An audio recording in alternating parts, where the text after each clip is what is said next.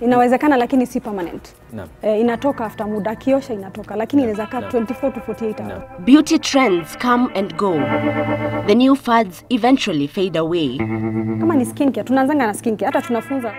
But one has remained popular through the decades and is today taking young Africans by storm. So in this video we're talking about product that can bleach your skin in 2 days. Na unaweza kung'arisha uso wako. Kama nitabadilisha rangi, nitajisikia nafaa. Let me do it. On this special report, we follow the lives of young Kenyan urbanites lightening their skin in search of beauty. Most people I meet don't even know I've used these products. How far can they push the limits? Hiyo nikitumia ile matunda roho yangu naweza jibleed. And just how dangerous are these products to the human body? Once you bleach, it's permanent. You cannot go back.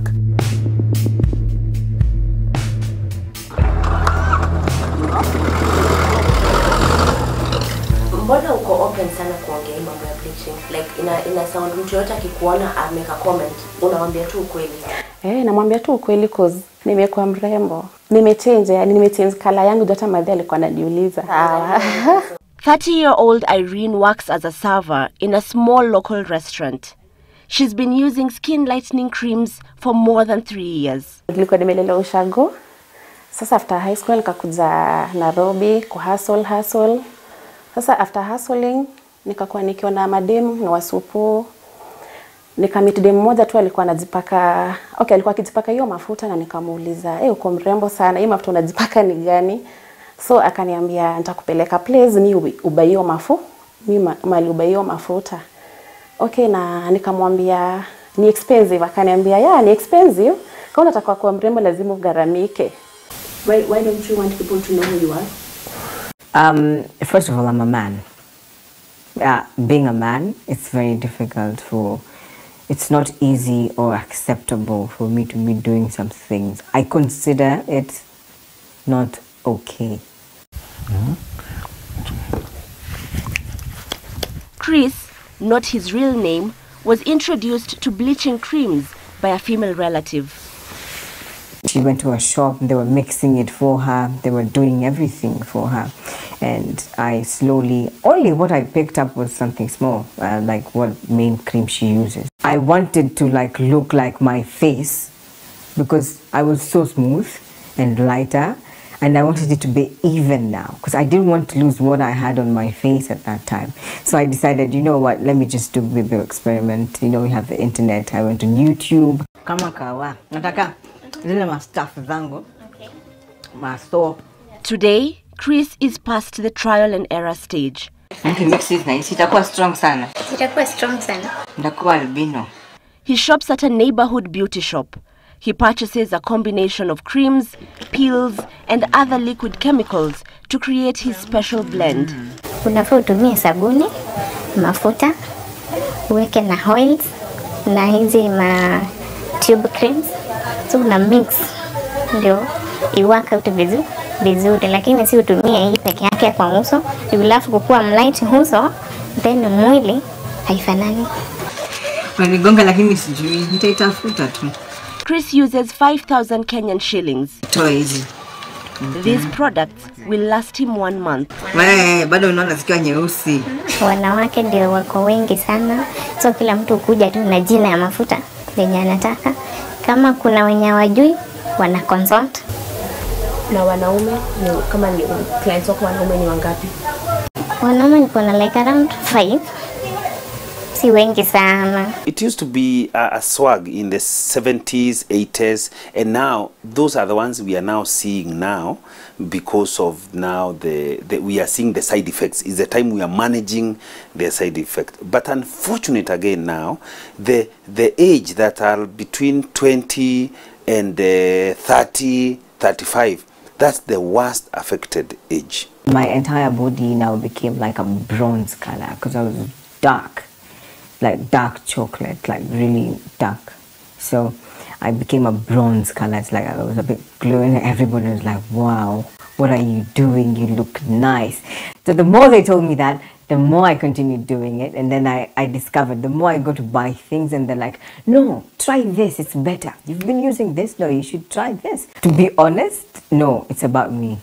I like how I look when I wake up and see, oh, sheesh, I look nice and bright. I love it. I can't stop.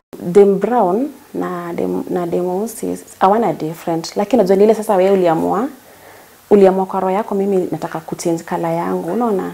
Our preferences don't exist in a vacuum. What we think as beautiful and lovely and worthy and good don't come from this. They don't come from inside us.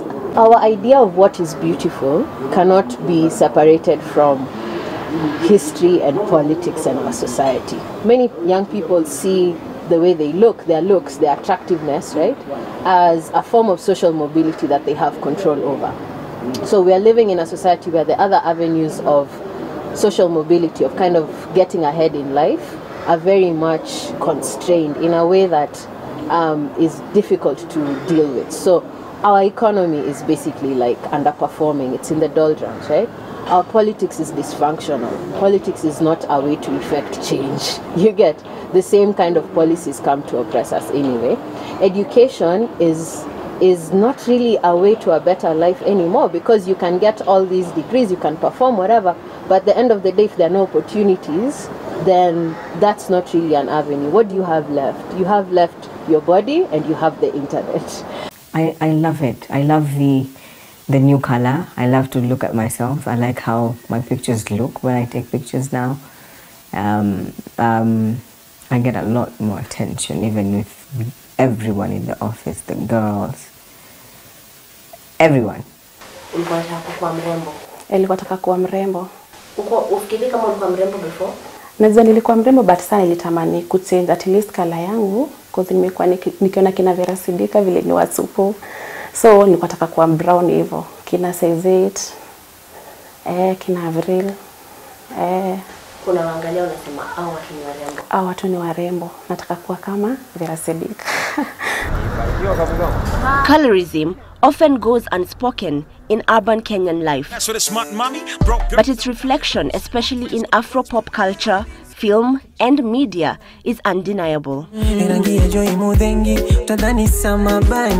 And it's no mystery that many young people will form their opinions of beauty from how it's represented on the screen. I remember a time when I too felt unbeautiful. I put on the TV and only saw pale skin. I got teased and taunted about my night-shaded skin. And my one prayer to God, the miracle worker, was that I would wake up lighter-skinned. Does art simply imitate life? The argument could go both ways. Honestly, I was told I am the wrong tone. But we've decided to speak to a group of people who may have been confronted with the question of colorism. Where it's you can't really win. Those whose physical appearance has many times determined whether or not they got that job. Actors. So we're playing a traditional play, and then a wedding. Mm-hmm. Yeah, it was a wedding. And so they were choosing who's going to be the bride. And then I was chosen as a bride, and I was like, okay, I was feeling myself. And then the teacher looks at her, and she's lighter, probably around the same skin tone. And then she says, no, you. And I knew at that moment why. I was 6, but I knew. Yeah. It's because I was not conventionally pretty. Mm. It tends to seem like for guys, we have to merit. You have to prove to me you will deliver. For women, first you have to have the look, then show me you can deliver. Sometimes even just walking into an audition and not having said a single word, but to see how the people sitting on the other side, how they react to you and your presence, you already know that you're going to get the role, and you haven't done anything. It's always the same scenario. A girl wants a prestigious job. She wants to be a cabin crew, for instance. Yeah. There will always be that part of the ad where they'll show the transformation. You'll see her face at the beginning and show the stage of her getting lighter and lighter, and then at the lightest she walks back into the interview and gets it immediately. And whether it's a cabin crew job or the corner office or the man. When I do get roles, it's always a very wealthy person, it's always someone who's very well educated, you've had the best life, and that's also privilege in a sense, that then you don't get, you know, you're not struggling. It's like, as a light-skinned person, you don't struggle. You know, everything comes to you. I believe I am good looking. I got a wife, so. You have 2 wives. No. Actually, my appearance was making me lose the role. Huh? Yeah, they say they don't believe I can pass for a role for somebody who has 2 wives, because it's, I don't know, maybe because of my skin color. Even the news. Yeah. Just stay at home one day, change every channel. I can tell you for a fact, every news anchor. Just try it today. Try today. Start watching news, change every channel. Just look at the news, the female is anchor. There's one thing in common. They're all light skinned. Do it today. I won't give you the answer. If I give you the answer, you won't check. Light-skinned, long hair, doesn't matter whether it's yours or... Tonight with Yvonne Okwara Matole. Okay, so I've interviewed a couple of people who say their theory is that one of the reasons why young Kenyans, young Africans want to lighten their skin or change their appearance is because of what they see on TV, and mainly the TV personalities, especially in our country, that most of them are light-skinned. What do you think about that theory? Well, it is true. Most people on television are light-skinned, but the bias that you see in the media reflects the bias that you see in society.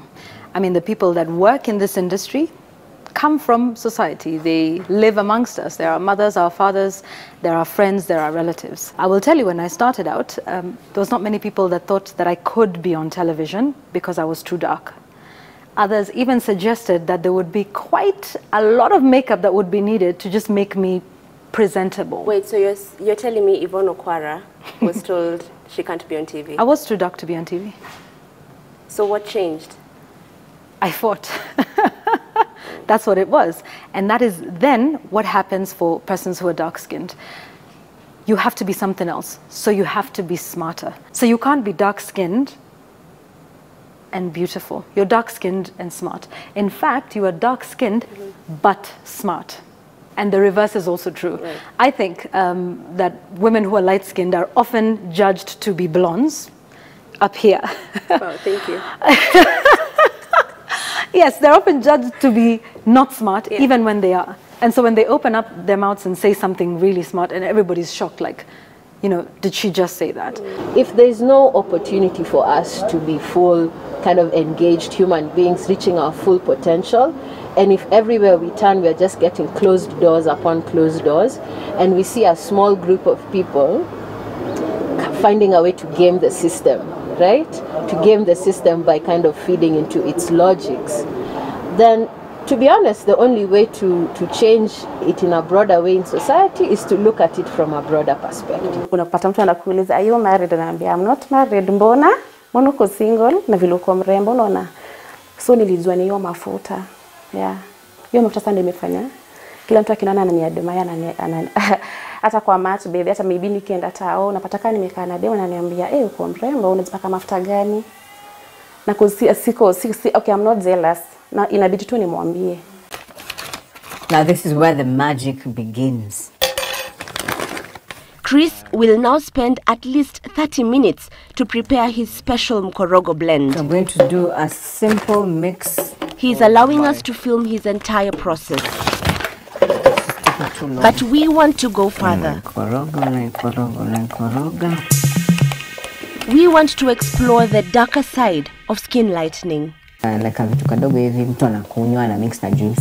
Different ya mafuta na sindano, ukidungwa sindano unakuwa brown kila mahali. We'll attempt to purchase some of the harshest skin lightening products in the market. Ina contain aina hydroquinone, kuna kojic. And investigate just how dangerous this quest for beauty will go. It has very many side effects. Some we don't even know. We are on special assignment in Nairobi. We've been following the lives of young urban residents who are in quest of true beauty. Wasichana ndo wanajibleach sana. Sasa imefika mahali wa mama pia wameanza kujibleach pia. We have delved into the world of skin lightening creams and the reasons why young Kenyans are changing the color of their skin. I love the fact that I look this color now.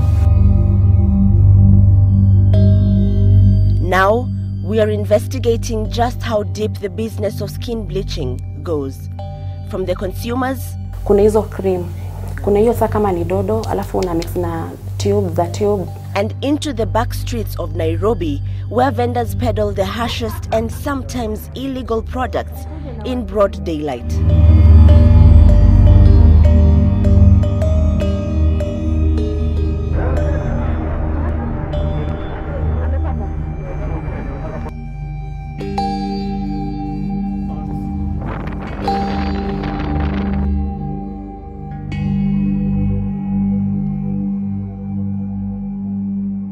How many are those? 1, 2, 3, 4.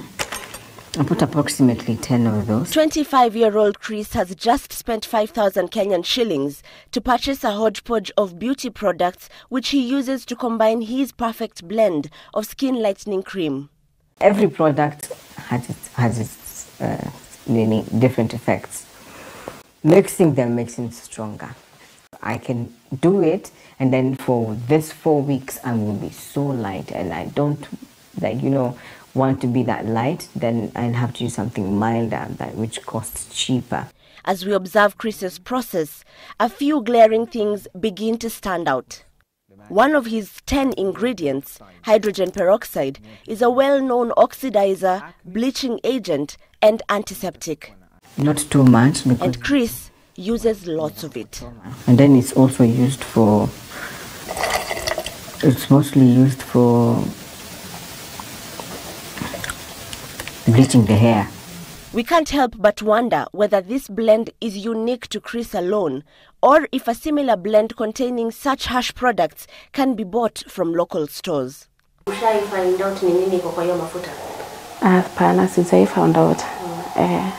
Wale watu ambao wanakuuzia, ushai wauliza maswali na hii mafuta mnatoa wapi? Mnachanganya na nini? Washai kukueleza inakwanga na nini? Okay, ni mimi nilishai wauliza, but hiyo no sasa okay, wako job. So nilimuuliza, Caroline, vile utazimix, utajuaje zitaanza kukureact, zitaanza kunireactia. So akaniambia hata wao wajui.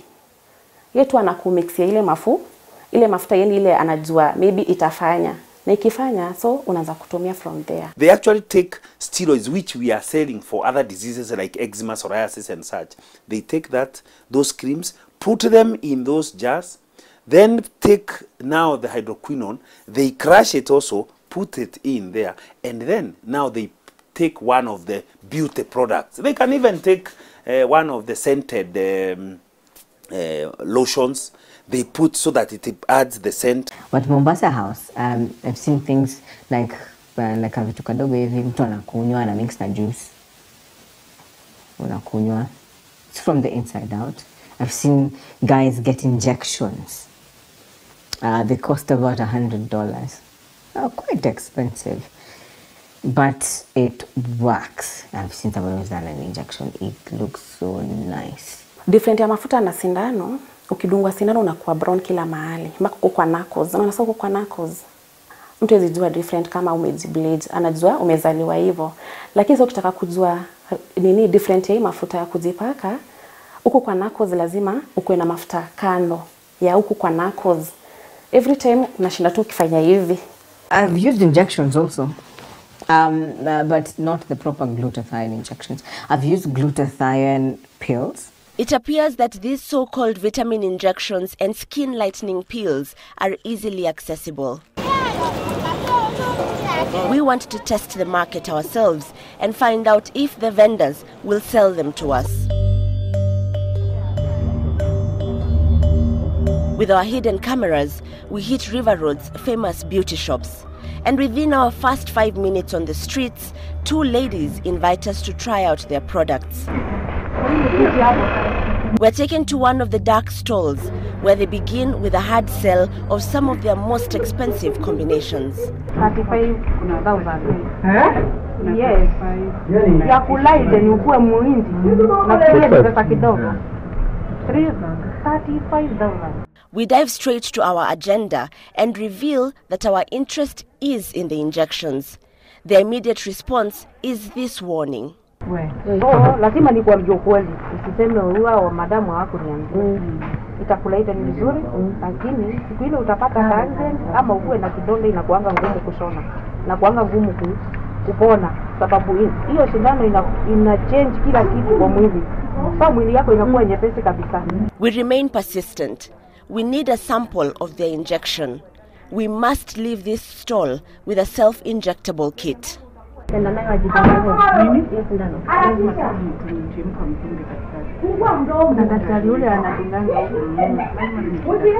The ladies are growing suspicious. We are forced to buy a skin lightening cream, or what they call mkorogo. The ladies mix us a blend which they claim will help to clear eczema. The cream costs us 3,500 shillings. We also buy a tin of 60 skin lightening pills, going for 12,000 Kenyan shillings. Our search for an injection is unsuccessful. That evening, we receive a phone call from one of the vendors. She is now willing to sell us a to-go injectable. She says this one is safe, but we must pay up front. Hello. Hello. Yes. Hii ina contain haina hydroquinone, kuna kojic na iko na gluta ile poa. Si kuna gluta types mingi. Yes, hii iko na kojic na gluta. Okay. How much is it? Hiyo ni 75 up. So mota nifanyia na how much? Wacha nifanyia na 75. 75. The deal is on. We've been waiting for about 10 minutes now, and we've just sent our delivery guy to go and collect the injection for us. We can't go ourselves because the women have already grown a bit suspicious of who we are, and we've been there enough times. So we're just going to give it a couple of minutes to see if they'll actually give us a sample. And this means that if it's this easy for us to just come and pick an injection that might be poisonous or might be hazardous, then how many more innocent or naive Nairobians, Kenyans, can actually come to this street and buy these back street injections? Almost 1 hour into our wait, the vendor surfaces. Kwa nini umefanya hivyo? Hiyo ni kitu lazima ningengoja mtu atakuwa stock. Unaona? Hiyo kitu by the time itoke si mchezo. Si unaona vile umeningoja? Si mchezo. We've managed to buy what vendors claim is the fastest skin lightening product in the market. Si kitu ya mchezo. Si kitu ya mchezo lazima. The injection sample is a yellowish fluid in an unlabeled bottle. The vendor advised us to inject it all into the body in 2 doses. No label. The bottle of pills, which we had bought earlier, has no KEBS sticker and no proper expiration date. And the cream is also in an unlabeled container. We leave the samples with the government chemist for a proper analysis. In 2 weeks, the results are out. The injection is found to contain high quantities of niacinamide, commonly known as vitamin B3 and nicotinamide. Niacinamide is actually a protein, is one of the vitamins. Lakini ukitumia kiwango zaidi, unapata kitu tunaita hypervitaminosis, which is a vitamin B. Sasa, effects of hypervitaminosis can affect, inaweza affect any of your organs. Kutoka macho, kutoka roho zaidi na blood pressure, na inaweza affect figo. The reddish brown capsules are found to contain a vitamin E supplement and camphor, a well-known antiseptic. It's not supposed to be eaten. Maybe can you explain to us what camphor is? Camphor is one of the ingredients that are actually in trees. You know, most of the drugs are actually extracts of trees. Even antimalarials, they are extracts of trees. But when you use it now for the purpose of bleaching, one, you use very high doses. Yeah, you use it when you don't have indication, any other indication for that. So you end up having more contraindications than what is meant to do. After some time, you end up finding these people coming down with renal failure or kidney disease, what we call the kidney failure, liver failure, and even cancer of those organs in those areas. The mkorogo mixture, identified as a perfumed body cream, is found to contain high quantities of hydroquinone, a banned carcinogenic agent. Hydroquinone is normally given in percentage. For you to get a real bleaching, you need to have a concentration more than 2%. What they use in those mukorogos is more than 2%. You will find somebody has even put 10%. Hydroquinone by itself is what we call carcinogenic. It causes cancer. The Kenya Bureau of Standards has listed dozens of creams, gels, and liquid products used for skin lightening. Some of the ones Chris was using in his concoction are listed here. These products, as we've witnessed ourselves, are still easily available in the Kenyan market. Because of some of the chemicals we are using also, the skin starts trying to respond back. It starts growing more vessels. So you find somebody with very many vessels on the skin. So you look like a web. You know, the spider web forms on your skin, what we call the nevus.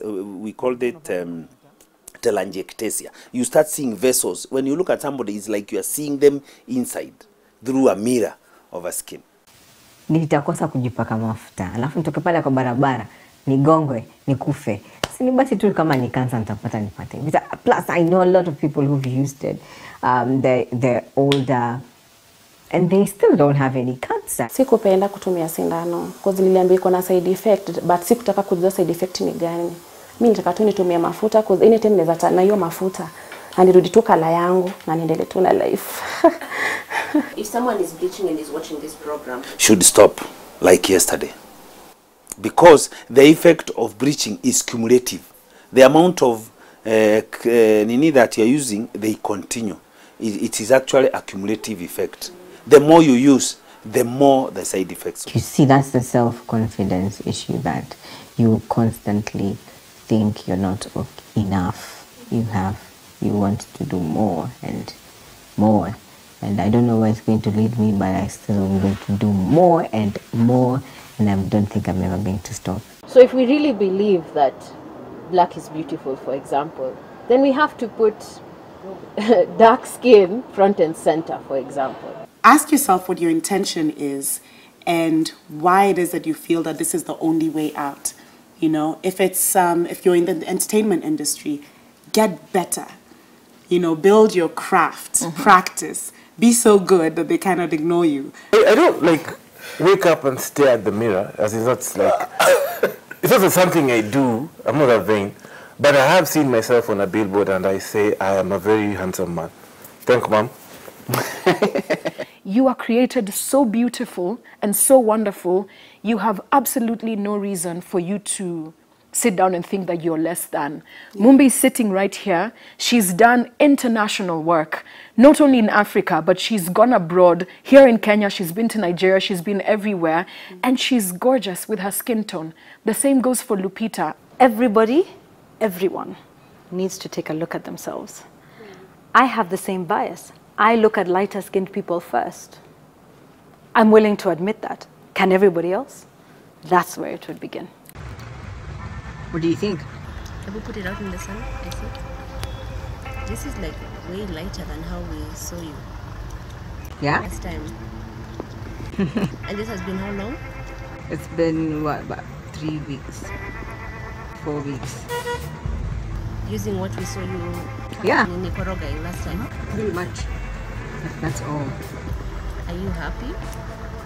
No, I'm not satisfied. So what are you looking for now? Something stronger.